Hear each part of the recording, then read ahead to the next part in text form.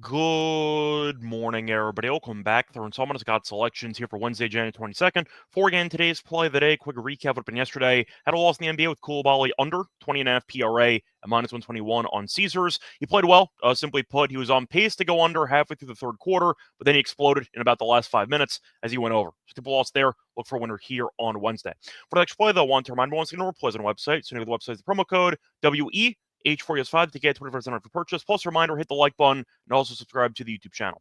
For the actual play, though, going to the NBA once again, we'll get a matchup between the Jazz and the Thunder taking place at around 8 p.m. Eastern Time. And for this game, we're going to go with Walker Kessler over 8.5 points at -117 on Caesars. Time of recording of 2:30 a.m. Eastern Time. So the couple's going to go with the over here for Kessler points. First reason, he's been great lately offensively, at least compared to this number. He's had at least 9 points in 7 straight games, and going back for a couple months, he's gone over this number regularly as he's had at least 9 points in 17 of his last 22 games. Now, he's also been, I'd say, overachieving lately as he's had at least 16 points in 2 of his last 3. So Kessler has once again been consistent when it comes to going over this number, and he's been kind of exploding lately, having 16 plus points in 2 of the last 3. I think 8.5 is too low. Now, he also has been good on the road this season. He's had at least 9 points in 11 of his first 18 road games this season, and it's the second meeting against the Thunder, and he dominated the first meeting as he ended up having 17 points in that first game against OKC. It's worth mentioning the Jazz got blown out in that game, and he still ended up having 17 points. So I feel like his overall minutes might be game script proof here, where he might end up playing 30 minutes or so for this one, whether they keep it competitive or whether they get blown out.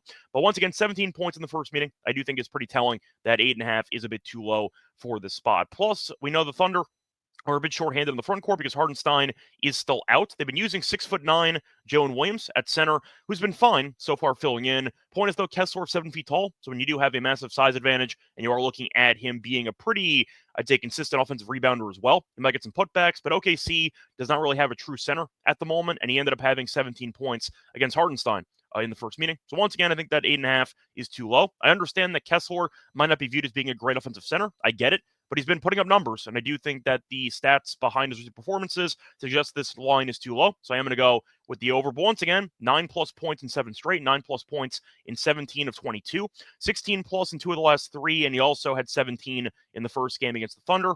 And they have no center. I do think you're looking at a spot where Kessler should get into, I'd say, probably the double-digit range for points. Maybe not a lot, maybe around 12 or so, but 8.5 does feel pretty low. So I'm going to go with the over. So once again, the play of the day here for Wednesday, January 22nd is going to be on Walker Kessler over 8.5 points at -117 on Caesars. Bye, everyone.